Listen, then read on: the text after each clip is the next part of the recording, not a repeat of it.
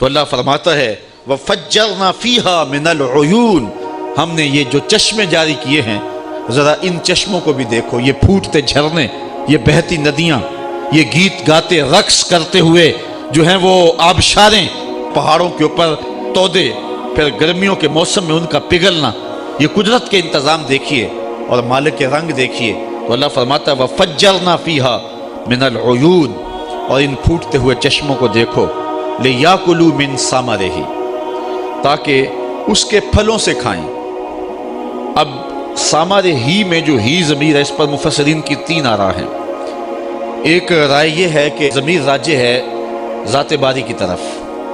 اللہ تعالیٰ کے دیے ہوئے پھلوں سے کھاؤ، اور دوسرا مفہوم یہ ہے کہ لِيَأْكُلُوا مِن ثَمَرِهِ، یہ ہی کی ضمیر راجع ہے نخیل اور اعناب کی طرف کہ کھجور کے پھلوں سے کھاؤ۔ اور تیسری رائے مفسرین کی یہ ہے کہ ثمرہ کی جو ضمیر ہے یہ راجع ہے عیون کی طرف، کہ جب چشمے بہتے ہیں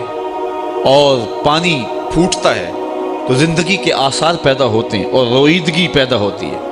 تو چونکہ پانی بنیاد ہے زندگی کی، اللہ تعالیٰ قرآن مجید میں ارشاد فرمایا وَجَعَلْنَا مِنَ الْمَاءِ كُلَّ شَيْءٍ حَيٍّ، ہم ہر زندہ کی زندگی کا دار و مدار پانی پہ رکھا ہے۔ انسان پانی کے بغیر نہیں جی سکتا، حیوانات پانی کے بغیر نہیں جی سکتے۔ اسی طرح آج سائنس کہتی ہے کہ یہ جو درخت ہیں، نباتات ہیں، یہ بھی زندگی رکھتے ہیں، وہ حیوانات کی زندگی سے ان کی زندگی مختلف ہے، تو یہ بھی پانی کے بغیر جی نہیں سکتے، سوکھ جائیں گے۔ تو جتنے بھی زندہ ہیں ان کی زندگی کا دار و مدار پانی پر ہے۔ تو اگر قرآن مجید کی اس آیت کو سامنے رکھا جائے تو ثمرہ ہی میں جو ہی کی ضمیر ہے یہ عیون کی طرف لوٹائیں گے، اور مفسرین کی زیادہ تعداد اس سمت گئی ہے کہ ان پھوٹتے چشموں کا پھر فیض دیکھیے اور اللہ کی کرم نوازیوں کے جمتے ہوئے رنگ دیکھیے، اور پھر کھجور کی صورت میں تمہارے اوپر اس نے جو پھل عطا کیے تو اس پھلوں کا فیضان دیکھیے کہ تم اس کو کھاتے ہو۔ تمہاری بھوک کا مٹنا اللہ کی ان کرم نوازیوں سے ہوتا ہے۔ وَمَا عَمِلَتْهُ أَيْدِيهِمْ، فرمایا یہ سب کچھ تمہارے ہاتھوں نے نہیں بنایا۔ یہ انگور کی بیل کے اندر جو رب نے خوشے لگائے ہیں، ان خوشوں کے اوپر جو جلی چڑھائی ہے، اور پھر کھجور کے اندر، انگوروں کے اندر جو ذائقے رکھ دیے ہیں، پھر اس کے اندر جو طبی تاثیرات رکھ دی ہیں، جو مٹھاس رکھ دی ہے، اور اس کے اندر جو لذتیں رکھ دی ہیں، یہ تمہارے ہاتھ کا کام نہیں ہے، بلکہ ایک رب ہے جس نے اس کھجور کے اندر، انگور کے اندر، پھلوں کے اندر، اناج کے اندر مٹھاس بھی رکھی ہے،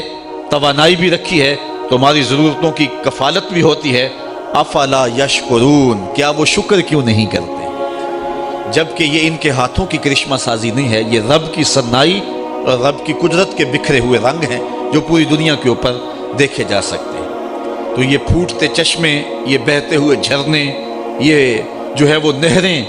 یہ نچڑتے ہوئے بادل، یہ ساون کا موسم، یہ پگھلتے ہوئے برف کے تودے، اور یہ قدرت نے جو پانی کے سلسلے رکھے ہیں جس سے زندگی نصیب ہوتی ہے۔ تو اللہ فرماتا ہے کہ دیکھیے کہ ہم نے زمین کو بنجر نہیں رہنے دیا، اس زمین کی سیرابی کے لیے چشمے بھی ہیں جو زمین کے اندر سے پھوٹتے ہیں، اس کی سیرابی کے لیے جو ہے وہ نچڑتے ہوئے بادل بھی ہیں جو جل تھل کر کے رکھ دیتے ہیں، اس کے لیے نہری نظام بھی ہے، اس کے لیے جو ہے وہ ندیاں بھی ہیں، اس کے لیے نالے بھی ہیں جو زمینوں کو سیراب کرتے ہیں۔ اس آیت کریمہ کے اس مفہوم کو اگر سامنے رکھیں تو ایک اور مفہوم بھی سمجھ میں آتا ہے، اور وہ یہ ہے کہ جب زمین کا حق ہے کہ وہ خالی نہ پڑی رہے، اس پہ برگ و بار آئے، اس پہ سبزہ آئے، اس پہ رویدگی آئے، جب رب زمین کو بھی مردہ نہیں رہنے دیتا تو وہ رب کیسے چاہے گا کہ دل بنجر رہیں؟ تو جو زمین کی زندگی کے لیے پانی اور چشمے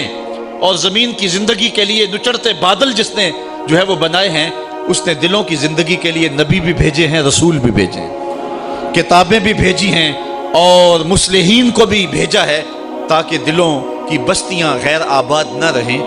جس طرح مردہ زمین پر بارش برسی تو رویدگی پیدا ہوئی، اس طرح اہل اللہ کی صحبت میں جانے والے دلوں کی زندگی پایا کرتے ہیں، اور نبیوں کے قرب میں رہنے والوں کے دلوں میں کبھی صداقت کے پھول کھلتے ہیں، کبھی عدالت کے پھول کھلتے ہیں، کبھی سخاوت کے پھول کھلتے ہیں، کبھی ولایت کے پھول کھلتے ہیں۔ تو یہ ساری کرشمہ سازیاں اس رب نے اپنے بندوں کے لیے فرمائی ہیں۔ افلا یشکرون، یہ لوگ اللہ کا شکر کیوں ادا نہیں کرتے ہیں؟ اصل نعمتوں کی بہتات بعض اوقات انسان کو غور نہیں کرنے دیتی، حالانکہ نعمتوں کی بہتات پر بندے کو زیادہ شکر گزار ہونا چاہیے۔ بھوک پیاس کاٹی ہو تو پھر نعمت ملے تو پھر اسے پتہ چلتا ہے۔ وہ ایک مقولہ ہے کہ قدر نعمت زوال نعمت کے بعد ہوتی ہے۔ تو چونکہ ہمیں یہ اتنا کچھ مراحل جو طے کر کے یہ سبزہ، یہ اناج، یہ پھل جو ہمارے تک پہنچتے ہیں، ہمیں کبھی اس کا احساس ہی نہیں ہوا۔ پلیٹ میں سجے ہوئے ہمارے سامنے آ جاتے ہیں تو ہم نے کبھی اس پہ تدبر ہی نہیں کیا کہ کتنے مراحل طے کیے تھے۔ ایک بزرگ تھے تو وہ کھانا کھانے بیٹھے تو روٹی ایک جانب سے تھوڑی سی جلی تھی، تو ایک شخص نے اس کو اٹھا کے ایک جانب پھینک دیا۔ تو وہ بزرگ فرمانے لگے، مخاطبہ کرے کہ اس شخص سے کہ کسان سحری کے وقت اٹھا جب سارا زمانہ سویا ہوا تھا، اس نے ہل جوتے اور جا کے زمین کو پھاڑا، اور پھر 2-3 دن تک وہ زمین کو نرم کرتا رہا، پھر وہ بیج لے کر کے گیا، بیج ڈالا، پھر سہاگا چلایا، پھر اس کے بعد اس نے پانی دیا، اور وہ بھی بیل اس نے جو ہے وہ جوتے کنویں پہ، اور کنویں سے پانی نکالا اور زمین کو سیراب کیا۔ پھر اس کے بعد جب روئیدگی پیدا ہوئی تو جڑی بوٹیاں بھی اگ گئیں، تو وہ کسان پہلے تو خود اکیلا جاتا تھا، اب اپنے بچوں کو بھی ساتھ لے گیا، اور ایک کونے سے لے کے دوسرے کونے تک ساری جڑی بوٹیاں نکالتا رہا، اور کئی دن اس عمل میں لگ گئے۔ پھر پانی دیتا رہا، رب بھی اہتمام فرماتا رہا، بارشیں بھی برستی رہیں۔ جب بارش نہیں آئی تو ضرورت پانی کی تھی تو اس نے پھر جو ہے وہ کنویں پر بیل جوتے اور پھر پانی دیا۔ پھر جو ہے وہ چاند جو تھا، اس کی چاندنی اس کے اوپر لگے ہوئے اناج کے اندر رس بھرتی رہی اور مٹھاس پیدا کرتی رہی، اور سورج اس کو پختہ کرتا رہا۔ پھر وہ گندم پک گئی تو شدت کی گرمی کے اندر جو ہے وہ کتنے لوگ آئے اور اس کو کاٹتے رہے، اور سخت دوپہر میں کاٹ کر کے انہوں نے اس کو باندھ دیا، اور پھر کچھ دنوں کے بعد اس کے خوشے الگ کیے، اور پھر خوشوں سے اناج الگ کیا اور بوسا الگ کر دیا گیا۔ پھر اس اناج کو پھر پانی سے دھویا گیا، اور پھر ایک خاتون نے چکی سے اس کو پیسا اور آٹا بنایا، اور پھر کنویں سے جو ہے وہ گھر کا مالک جا کے پانی لے کر کے آیا، اس نے پانی ڈال کر کے اس آٹے کو گوندا۔ پھر وہ گھر کا مالک کہیں سے لکڑیاں لے کے آیا کاٹ کر کے، اور اس نے چولہے میں رکھ کے آگ لگائی، پھر اس کے اوپر توا رکھا، اور پھر اس کے اوپر وہ گوندا ہوا آٹا، اس کا پیڑا بنایا، پھر اس کی روٹی بنائی، پھر اس کے اوپر ڈالا۔ آگ تھوڑی سی زیادہ جل گئی اور ایک کونا جل گیا، اور تجھے پسند نہ آیا کہ کہاں سے سلسلہ چلا اور کہاں تک پہنچا، اور تو نے اس طرح اتار کے پھینک دیا۔ یہ اللہ کی نعمت ہے۔ تو چونکہ انسان کی نظر اس سارے منظر نامے کی طرف نہیں ہوتی ہے، اور یا پھر اس کو آسانی سے مل جاتی ہے، تو وہ شکر کا لہجہ نہیں رکھتا ہے، اور جب اس کو کوئی نعمت ملنے میں تاخیر ہو جائے تو پھر اسے پتہ چلتا ہے، پھر اس کا رواں رواں شکر ادا کر رہا ہوتا ہے۔ یہ موسم ماہ سیام کا آ رہا ہے، تو سارے دن کی بھوک اور پیاس کاٹنے کے بعد جب شام کے وقت ٹھنڈا اور میٹھا مشروب ملتا ہے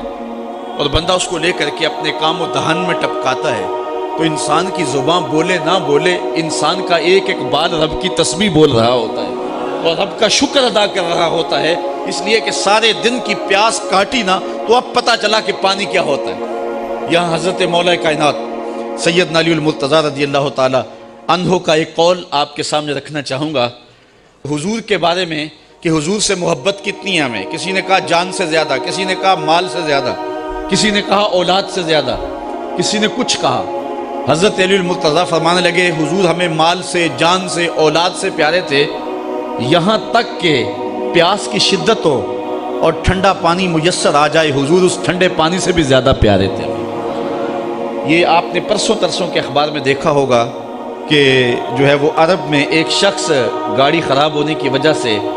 راہ نہیں پا رہا تھا، بس 40 کلومیٹر پیدل چلا اور پھر اس کی موت واقع ہو گئی۔ صحراؤں میں پانی نہ ملے تو سیدھی سیدھی موت ہوتی ہے۔ حضرت مولا کائنات کہتے ہیں کہ ہم بتائیں کہ حضور کتنے پیارے تھے۔ کہا اتنا سمجھو کہ صحراؤں میں جب موت اپنی آنکھیں نکال رہی ہو اور ٹھنڈا پانی میسر نہ ہو تو اچانک اس پیاس میں ٹھنڈا پانی نصیب ہو جائے تو وہ ٹھنڈا پانی کتنا بھلا لگتا ہے، حضور ہمیں اس سے بھی زیادہ پیارے تھے۔ مطلب یہ کہ حضور ہمیں جان سے بھی زیادہ پیارے تھے۔ تو اللہ کی ان نعمتوں کی قدر سیکھیں۔ اللہ تعالیٰ ان نعمتوں کا ذکر کر کے ہمیں بتا رہا ہے افلا یشکرون، یہ شکر کیوں ادا نہیں کرتے۔ سبحان الذی خلق الازواج کلھا مما تنبت الارض ومن انفسہم ومما لا یعلمون۔ پاکی ہے اس رب کو جس نے ہر چیز کے جوڑے بنائے، ان چیزوں کے مما تنبت الارض جو زمین اگاتی ہے، ومن انفسہم مخاطبین سے کہا، قرآن مجید کی تلاوت کرنے والوں سے، لوگوں سے، کہ ان کے اندر بھی جوڑے ہیں، انسانوں کے اندر بھی، حیوانات کے اندر بھی، وَمِمَّا لَا يَعْلَمُونَ، اور ان چیزوں میں بھی جوڑے ہیں جن کی انہیں خبر ابھی نہیں ہے، ان میں بھی جو ہے وہ جوڑے ہیں جن کی خبر انہیں نہیں ہے۔ تو یہ اللہ تعالیٰ نے نباتات میں بھی، حیوانات میں بھی، اور ساری چیزوں کے اندر جوڑے بنائے ہیں۔ انسان کا فہم، انسان کی عقل وہاں تک پہنچ نہیں پائی، لیکن جوڑے وہاں بھی ہیں۔ انسان میں تو جوڑے ہیں ہی ہیں، نباتات بھی بغیر نر کے پھل نہیں دیتے۔ یہ کھجوروں کے باغوں میں اور آم کے پیڑ جہاں ہوتے ہیں تو ان باغوں کے اندر ان کو ساتھ نر بھی لگانا پڑتا ہے، کیونکہ اگر نر نہیں دیں گے تو پھل کچا جھڑ جائے گا، پکا نہیں ہوگا۔ یہ ہمارے ہاں چونکہ یہ کھجور کا علاقہ نہیں ہے، کہیں اکیلی کھجور ہو تو کبھی اس پہ پھل نہیں آپ نے آتا دیکھا ہوگا،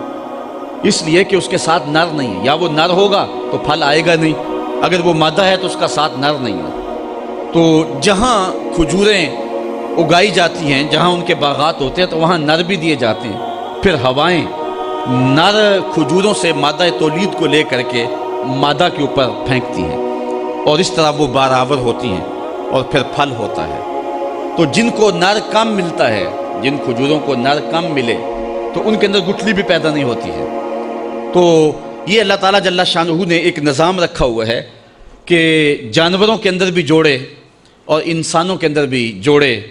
اور درختوں کے اندر بھی جوڑے، اور پھر فرمایا وَمِمَّا لَا يَعْلَمُونَ، اور بھی ایسی چیزیں ہیں جن کو یہ جانتے نہیں ہیں، جوڑے ان میں بھی ہیں۔ میں کہتا ہوں اگر اس بلب کو، اس پنکھے کو ایک مثبت اور ایک منفی، ایک ٹھنڈی اور گرم تار نہ دیں، یہ جوڑا اگر یہ نہ ہو تو یہ بھی روشن نہ ہو سکے۔ تو بہت ساری ایسی چیزیں ہیں کہ جن پہ ہم تدبر کریں تو یہ ضابطہ کار فرما ہے جو رب نے دیا ہے، اور اس جوڑے سے ہی کائنات کے اندر حسن اور رنگ اور بہار ہے۔ عورت کا حسن کس کام اگر مرد کی فتوت نہ ہو،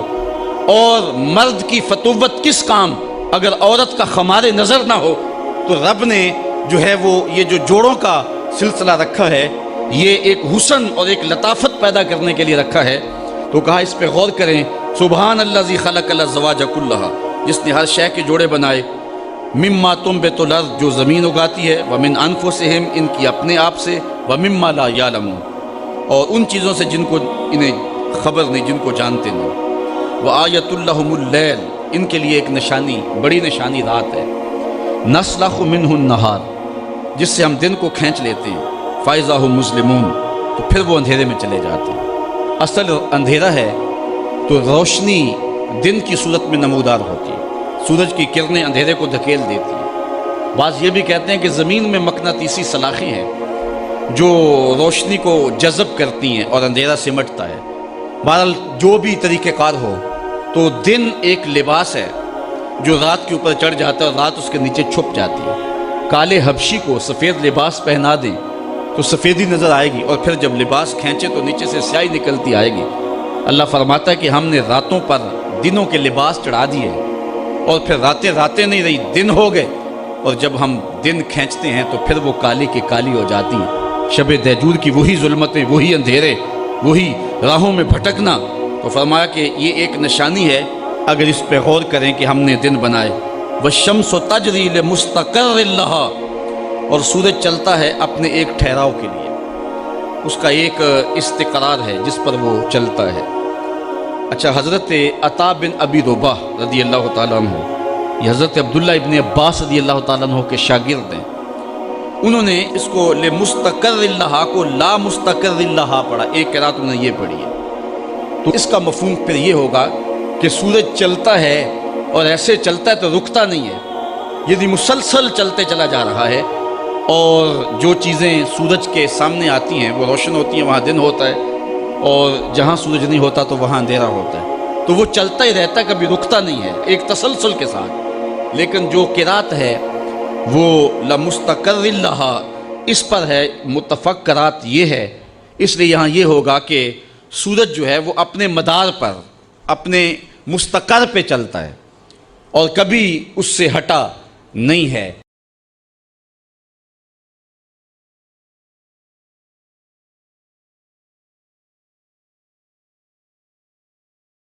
اس ویڈیو کو لائک کریں اور ہمارے چینل کو سبسکرائب کریں تاکہ مولانا ثاقب رضا مصطفیٰ کے نئے آنے والے بیان آپ تک پہنچ سکیں۔ شکریہ۔